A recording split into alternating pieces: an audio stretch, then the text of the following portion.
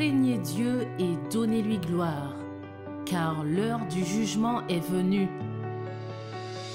L'heure est venue d'adorer celui qui a fait le ciel, la terre et la mer et les sources d'eau. La Bible nous recommande de garder ses commandements et de suivre l'agneau partout où il va. Ainsi, le petit troupeau est un ministère qui souhaite, à travers l'étude de la parole de Dieu, faire connaître la lumière du monde, Jésus-Christ le juste.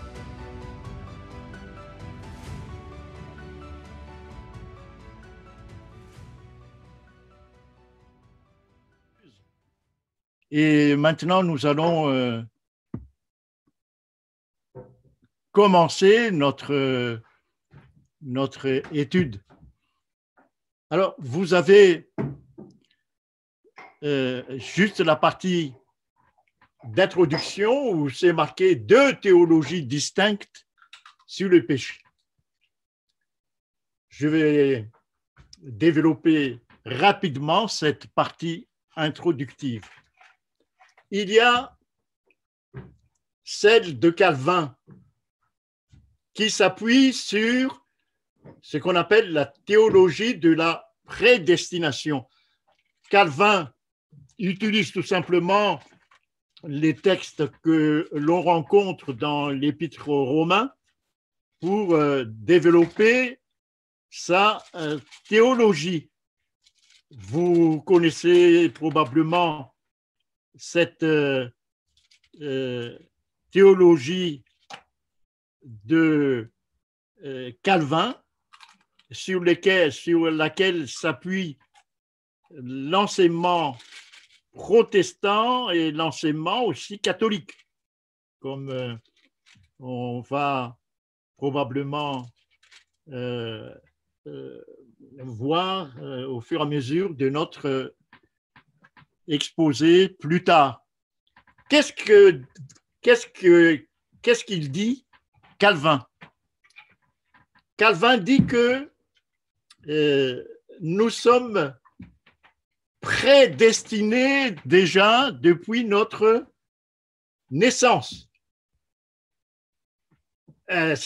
En appliquant sur la notion de péché, il dit « nous sommes nés pécheurs ».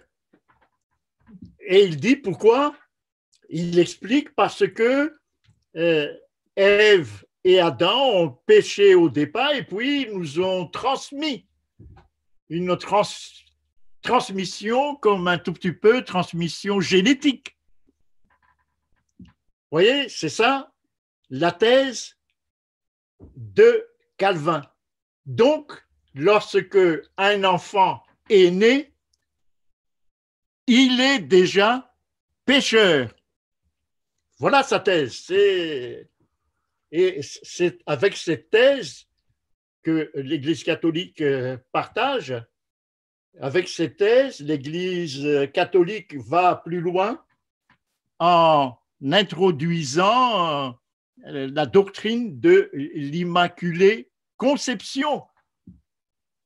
L'Église catholique dit que pour que Jésus ne soit pas contaminé par cette transmission de génération en génération de ce qu'on appelle le péché originel, il faut interrompre cette transmission. Donc, ils vont déclarer Marie, la mère de Jésus, comme étant exempt de ce péché originel, de telle sorte que Jésus, lorsqu'il vient au monde, il n'est pas du tout contaminé par ce que ces théologiens appellent le péché originel. Voilà rapidement cet enseignement-là qu'on vous voyez là, puisque j'ai mis en exergue les points clés de cette théologie de Calvin, que l'Église catholique aussi adopte. Mais il y a une autre théologie, celle d'Arminus. Celle d'Arminus, qui est contemporain de Calvin, c'est un Hollandais, s'appuie sur le libre arbitre. On en a parlé ce matin dans notre propos en rapport avec le péché de nos premiers parents. Cette notion de libre arbitre, dit Arminus, est fondamentale d'abord pour notre salut et ensuite pour connaître ce qu'est le péché.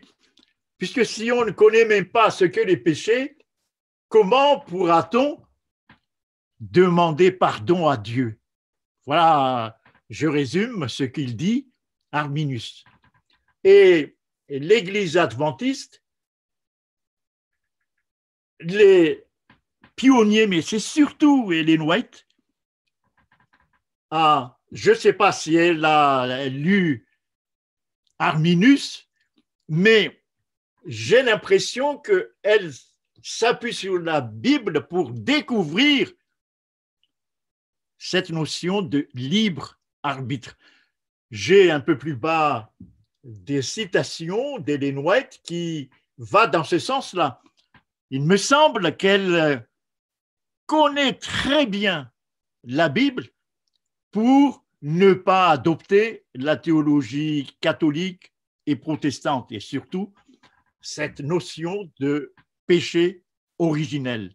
Mais on aura l'occasion, au fur et à mesure de notre travail, de souligner un tout petit peu cette erreur de ce qu'on appelle le péché originel. Puisque si on adopte cette théologie, on montrera que Jésus est coupé de nous pour le salut. Il sera différent de nous parce que selon cette théologie, il est né dans le cadre de l'Immaculée Conception. Donc, il est coupé de l'humanité tout entière. Il est différent. Vous voyez, je souligne ici des théologies qui sont totalement erronées, mais malheureusement, cette erreur dans l'histoire d'abord de l'Église adventiste s'est introduite d'une manière massive, puisque toute une union du temps d'Ellen White est tombée dans cette erreur. Et Ellen White, à ce moment-là, a reçu une vision. Vous voyez comment, en tant que prophétesse, elle était utilisée par Dieu pour orienter la théologie adventiste. Elle a reçu une vision en disant « Avertissez les dirigeants de cette union de leur erreur ». Erreur grave, les amis, parce que selon l'enseignement des églises de cette union, toute une union à ce moment-là, ils disent que on est né pécheur. Exactement, donc la théologie de Calvin. Et Ellen White, dans le document que je possède, a vu, lorsque Dieu lui a montré que dans toutes ces églises de l'Union, qui est contaminée par cette erreur, lorsqu'il y a un service de culte, écoutez bien ce que je dis là, lorsqu'il y a un service de culte, les gens se lèvent leurs mains, crient. Vous connaissez probablement ce type de manifestation chez les pentecôtistes, et c'est exactement cela ce que Ellen White décrit, parce qu'elle a vu dans dans la vision que Dieu lui a montrée. Et ils chantent, ils crient, ils lèvent les mains, ils applaudissent. Et puis, à un moment donné, si une personne tombe par terre à cause de cette manifestation énorme, les diacres viennent la soulever, la placent sur l'estrade et tout le monde crie, chante parce que cette personne qui est tombée et qui est sur l'estrade est sauvée. C'est bizarre comme théologie. Et Ellen White est intervenu pour dire qu'il faut arrêter cette manifestation. Et elle a dit dans le document que ce type de manifestation va exister juste avant le retour de Jésus. J'ai assisté, pour ne parler, je ne vais pas parler ici des autres églises qui adoptent ce type de culte, de manifestation, mais ici, par exemple, j'ai assisté à l'église du campus des manifestations de ce genre. Je n'ai pas vu des personnes qui sont tombées, non, mais crier, danser, élever la main, ah oui, ça j'ai vu. Voilà donc juste la partie historique dans le cadre de cette théologie de Calvin. Et Ellen White, nous allons essayer de voir là dans un instant, épouse la théologie d'Arminius. Est-ce qu'elle a lu? Est-ce que Dieu lui a montré? En tout cas, Dieu lui a montré que les manifestations de son temps des églises de cette union au nord des États-Unis, c'est une erreur qui va se répéter avant le retour de Jésus. Voilà ce qu'elle dit. Je passe au slide suivant. Importance de la doctrine du péché. Il devrait y avoir une claire, dit Ellen White, c'est elle qui écrit ce que je suis en train de lire ici. Écoutez bien ce qu'elle dit. Il devrait y avoir une claire compréhension de ce qu'est péché. Claire compréhension. Vous entendez bien. Et nous devons éviter la moindre tentative de franchir la frontière entre obéir et désobéir. Vous voyez, ici, nous avons parlé ce matin de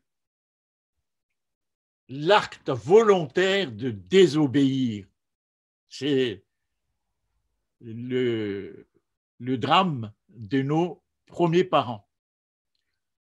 Quel que soit le péché, il y a toujours une relation avec l'obéissance ou la désobéissance. Voilà ce qu'elle a voulu dire, une relation. Elle poursuit. Le peuple connaît très peu la Bible, que des leçons pratiques et précises devraient être enseignées concernant la nature du péché et ses remèdes. Qu'est-ce que c'est que le péché? C'est ce que nous allons essayer de voir là. Et nous avons déjà ce matin effleuré ces sujets en nous appuyant sur ce qui s'est passé dans le jardin d'Éden.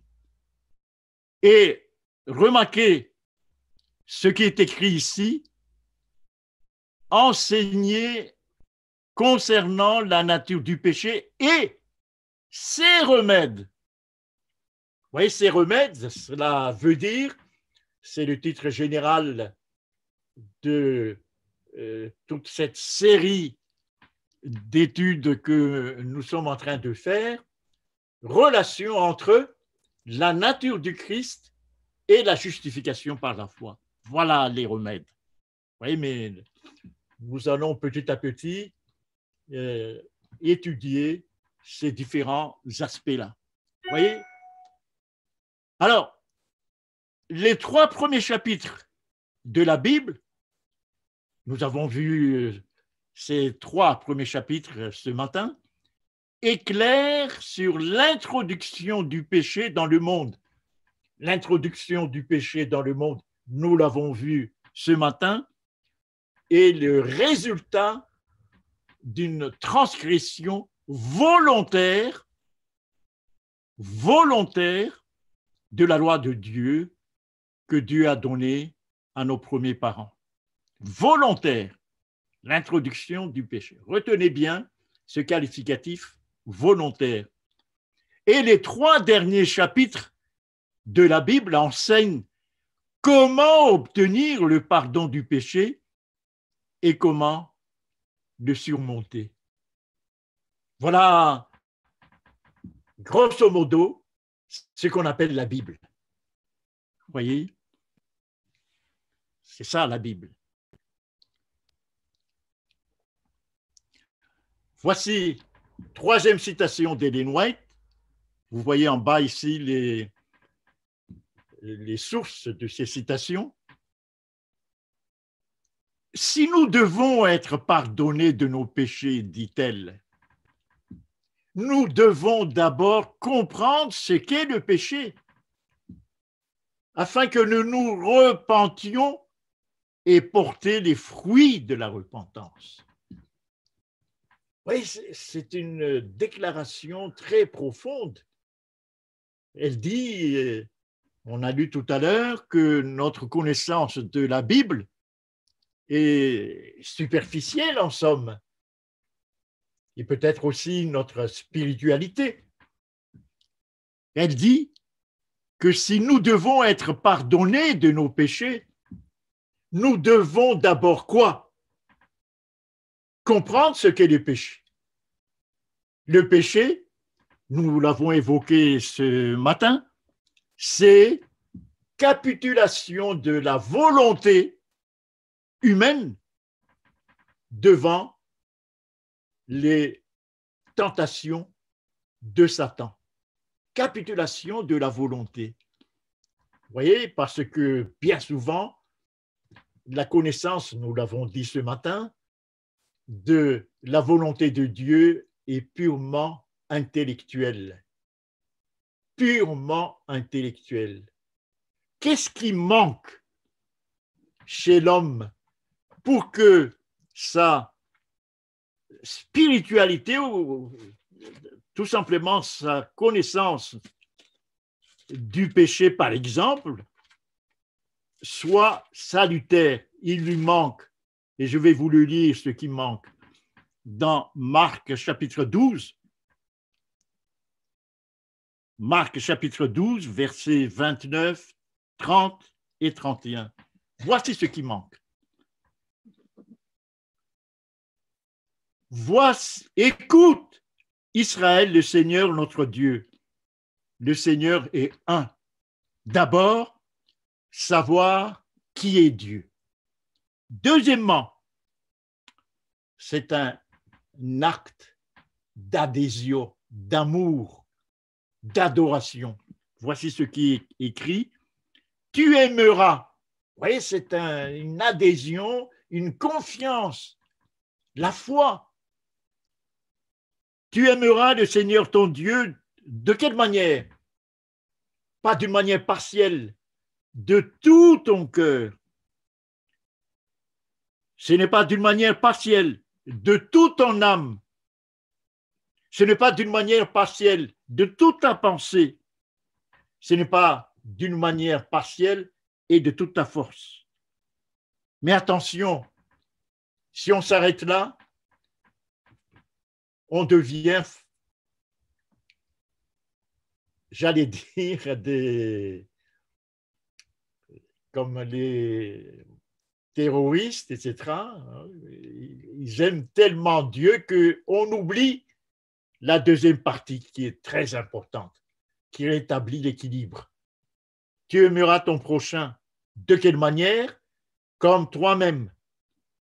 Et Jésus dit, il n'y a pas d'autre commandement plus grand que cela. Voilà la foi, l'adhésion totale pour se préserver des tentations de l'adversaire. Vous voyez? Et qu'est-ce que cela veut dire, les fruits de la repentance? Lorsque on lit Actes chapitre 2, verset 38, que vous connaissez, 1, se repentir. Mais Ellen White dit que pour pouvoir se repentir, il faut bien savoir ce que cela veut dire pécher. Donc là, il y a un effort, j'allais dire, d'étude sur le plan spirituel pour que le repentir soit profond. 2, se faire baptiser. Être baptisé et à la fin recevoir le Saint-Esprit. Et c'est seulement après avoir reçu le Saint-Esprit que l'on porte le fruit de l'Esprit, comme le dit Paul dans Galates chapitre 5, verset 22. Voilà ce que Ellen White a voulu dire dans cette citation-là.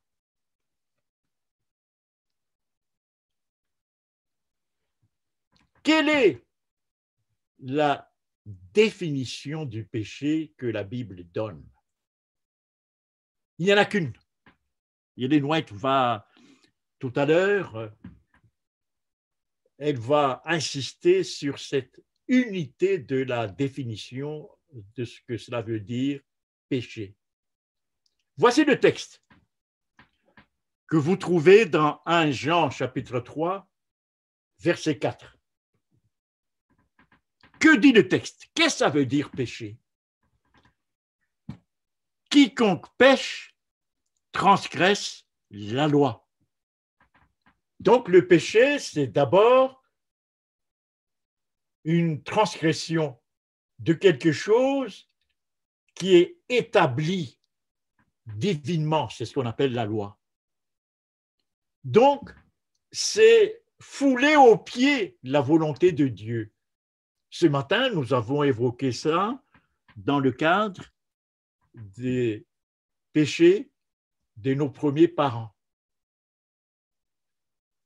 Nous avons dit ce matin que Ève connaît parfaitement bien la loi de Dieu, mais j'ai insisté sur le fait que pour elle, c'est une connaissance intellectuelle, mais non pas spirituelle, ce n'est pas vécu.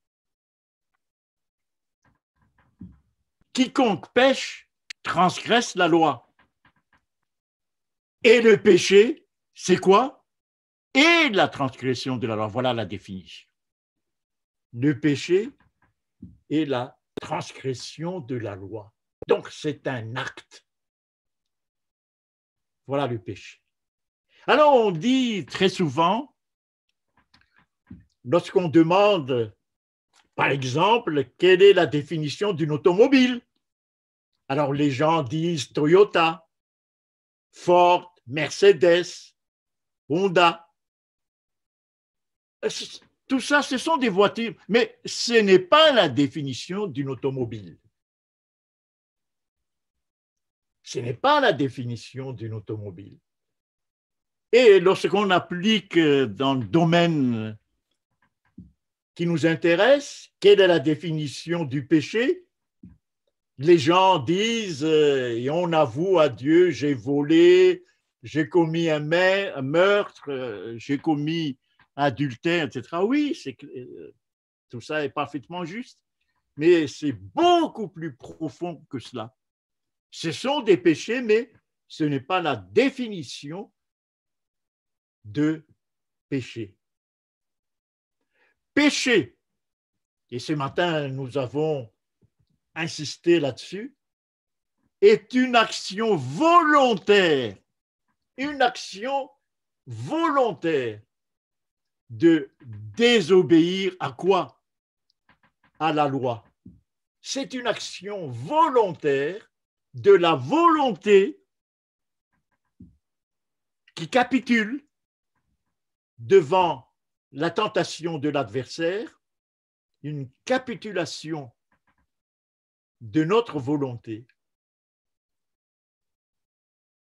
Un péché est une action volontaire de désobéir à la loi. Quel est le rôle de la loi? Le rôle est de montrer ce qu'est le péché. Si vous lisez Romains chapitre 7, verset 7. Dans Romains chapitre 7, verset 7, Paul dit « Je ne connais pas ce qu'est le péché, commettre adultère. » Attendez, je crois que ce n'est pas le péché qu'il a mentionné. Je vais juste ouvrir pour que ce soit aussi précis que possible. C'est la convoitise, je crois. Il dit « Je ne connais pas ce que c'est le péché, la convoitise, si la loi ne dit pas « Tu ne convoiteras point ». Vous voyez ici, voilà juste le rôle de la loi. Nous allons revenir sur cette notion un peu plus tard. La loi s'arrête là, dit Paul. Elle ne peut pas aller plus loin pour que nous portions les fruits de la sainteté. Ce n'est pas son rôle. Indique juste ce qu'est le péché. Et il nous appartient alors, à ce moment-là, d'avoir une vraie repentance. Mais cela implique que notre volonté est sanctifiée. Et c'est là le titre général de notre causerie, la nature du Christ, puisque c'est en relation intime avec la nature du Christ et la justification par la foi. C'est très lié. Alors, point suivant, tandis que la Bible donne de nombreux exemples de péchés, péché de David, péché d'Acan, péché de Judas, bref, de nombreux exemples de péchés, elle ne donne qu'une seule définition de péché. 1 Jean 3, 4. C'est un acte volontaire de piétiner la loi de Dieu. Qu'est-ce qu'elle dit, Ellen White, en rapport avec cette définition? Vous voyez, c'est là où je mesure la profonde capacité d'Ellen White d'être vraiment une théologienne très pointue, très pointue. Elle dit, dans les signes des temps, et regardez bien les dates ici, hein, les dates sont très proches les unes des autres, puisque c'est, si vous regardez en bas de page les dates où elle a fait ses publications, c'est autour de ces dates, en 1890, où il y avait cette hérésie qui s'est glissée dans toute une union aux États-Unis. D'où ces déclarations qui sont ici. La seule définition que nous trouvons dans la Bible pour le péché est, elle écrit, le péché est la transgression de la loi. Voilà, c'est la seule définition, il n'y en a pas d'autre, elle dit. Cela suppose donc connaître la loi, bien entendu, et cela suppose ici que c'est un acte volontaire, c'est une action volontaire. Elle dit, quiconque pêche transgresse la loi. Et le péché et la transgression de la loi, elle cite encore, Elle dit, nous avons ici la vraie définition du péché. C'est la transgression de la loi. Voilà la vraie définition du péché. Mais il faut connaître d'abord la loi et ensuite, il faut guérir la maladie de notre volonté. Ce matin, nous avons évoqué l'idée que ce n'est pas la main ou les mains d'Ève qui ont péché, ce ne sont pas ses yeux qui regardaient le fruit qui ont péché, ce n'est pas sa bouche qui a mangé le fruit. Tous ces verbes se trouvent dans Genèse chapitre 3 qui ont péché, mais nous avons insisté sur le fait que c'est beaucoup plus profond dans la personne humaine, c'est la capitulation de sa volonté. C'est ça le péché. Face à la tentation de Satan. Voici une autre citation. C'est le privilège de chaque pécheur de demander à son maître ce qu'est réellement le péché. Son maître, c'est-à-dire à Jésus, à Dieu. Donne-moi une définition du péché. Voilà la prière. Et nous avons une dans 1 Jean chapitre 3 verset 3. Elle cite « Le péché est la transgression de la loi ».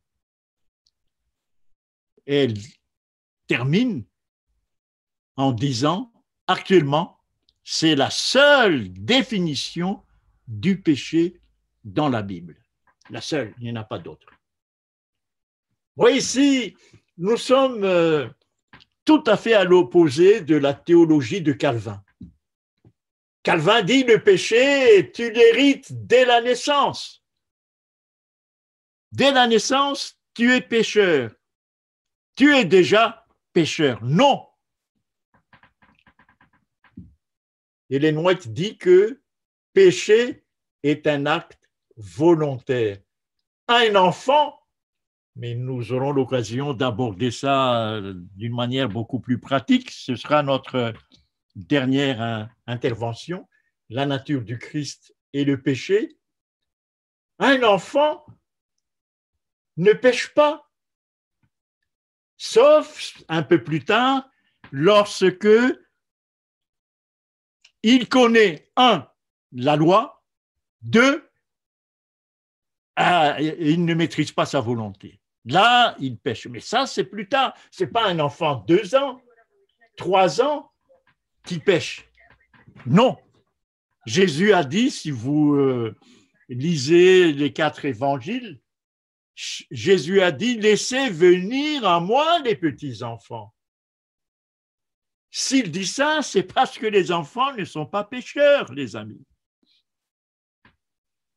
Bon, je ne veux pas m'étendre sur cette relation de Jésus avec les enfants, mais vous connaissez, on voulait écarter les enfants lorsque ceux-ci voulaient s'approcher de Jésus, et Jésus a dit, laissez venir à moi les petits-enfants. Donc, les petits-enfants ne sont pas nés pécheurs.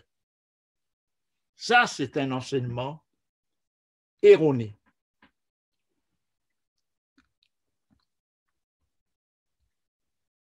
Dans d'autres versions, j'ai relevé ici dans Darby, dans la Bible Martin, la Bible Osterwald, comment ces autres Bibles développent cette notion, traduisent plutôt 1 Jean chapitre 3 verset 3. Alors, voici ce que dit Darby. Quiconque pratique le péché. Pratiquer le péché, cela veut dire,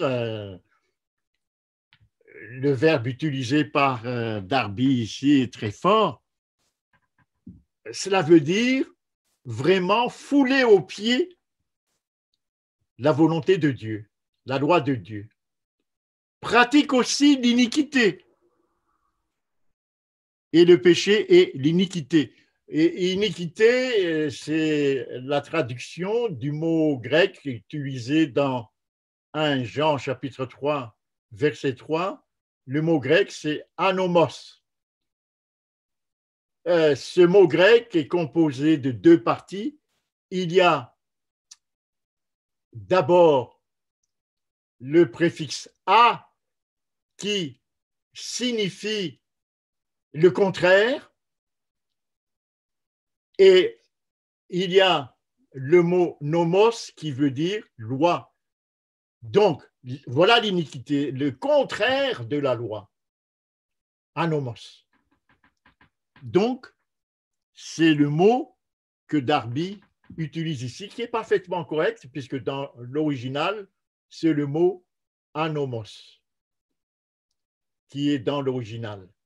Dans la Bible seconde que je vous ai présentée ici, je relis la Bible seconde, quiconque pêche transgresse la loi, et le péché est la transgression de la loi.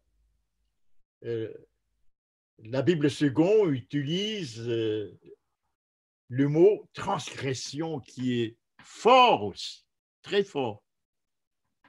Ensuite, la Bible Martin, quiconque fait un péché, faire, c'est un acte volontaire, agit contre la loi. Voyez ici une opposition entre la loi, la volonté de Dieu, et la volonté humaine. Et Martin traduit la conjonction « et » par « car », ce qui est correct, puisque dans le dictionnaire, on peut utiliser « et » ou « car », car le péché est ce qui est contre la loi. C'est ça le péché. Donc, j'insiste sur le fait qu'il faut d'abord connaître la loi. Sinon, on ne sait pas ce que cela veut dire, péché ou le péché. Et ensuite, la Bible Osterwald de 1877, quiconque pêche transgresse la loi, et Osterwald met car, mais non pas la conjonction et, car le péché est une transgression de la loi. Donc, voilà ce que cela veut dire, péché, les amis. Je pense que vous avez une claire vision de ce que cela veut dire, péché ou le péché. Il n'y a qu'une seule définition de péché dans la Bible, dit Ellen White. Péché implique un acte volontaire de désobéir à la loi, à la volonté de Dieu. Donc c'est très grave. Péché est très grave. Je pense que lors de notre entretien ce matin, vous avez mesuré la gravité du péché de nos premiers parents. Et nous en subissons jusqu'à maintenant les vagues des conséquences de leur, voilà, de leur action, de leur acte volontaire. J'insiste beaucoup là-dessus. Volontaire. Oui.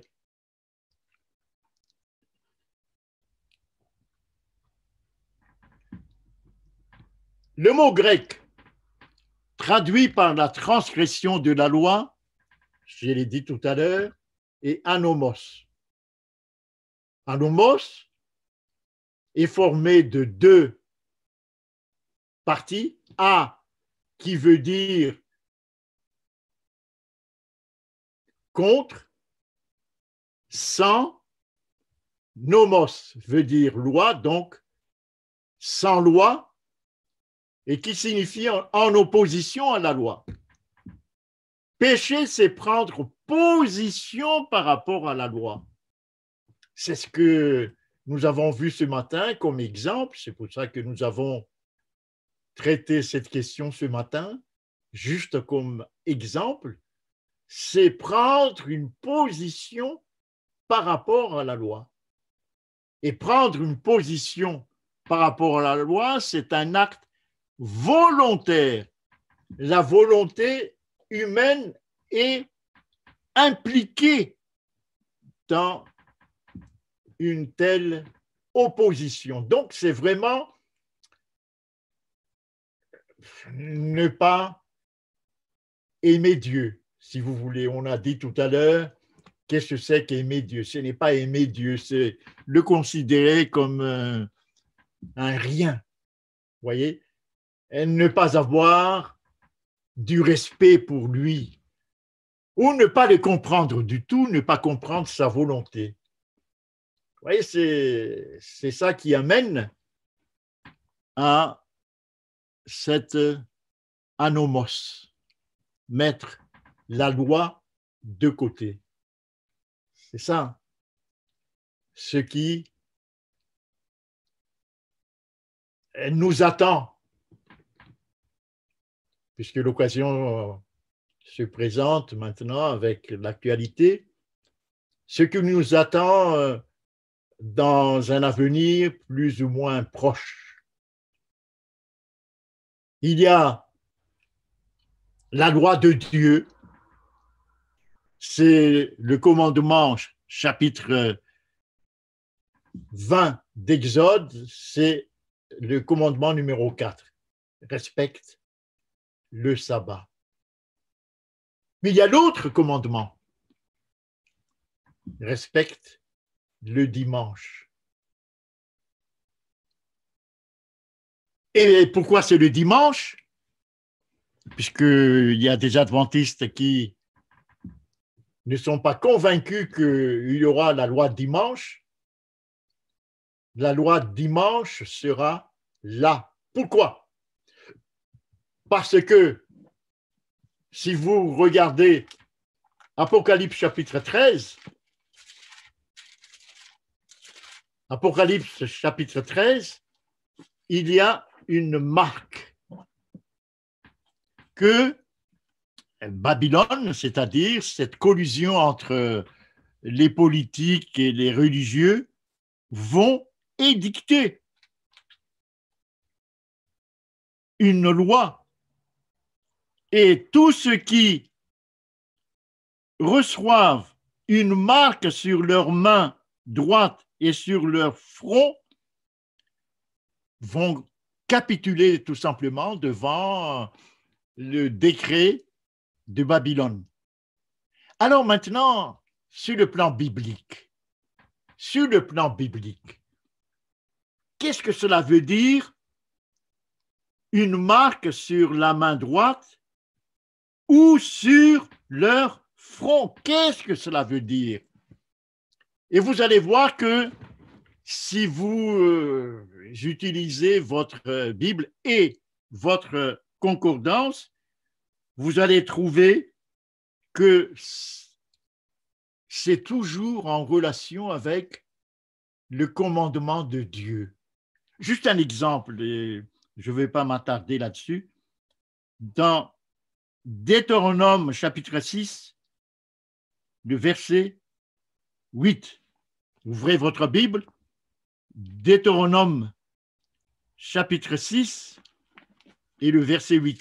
Vous allez rencontrer immédiatement ce que je viens de dire. Deutéronome chapitre 6, verset 8. Tu les liras comme un signe, où sur tes mains, et ils seront comme des frontons, où entre tes yeux. Mais la Bible parle de quoi ici? Eh bien, c'est le contexte, juste le verset 6, c'est les commandements. Ah, il faut donc que les commandements soient intégrés dans nos mains et dans nos fronts. Voilà un exemple. Mais j'ai quelques versets ici, mais je cite juste cet exemple.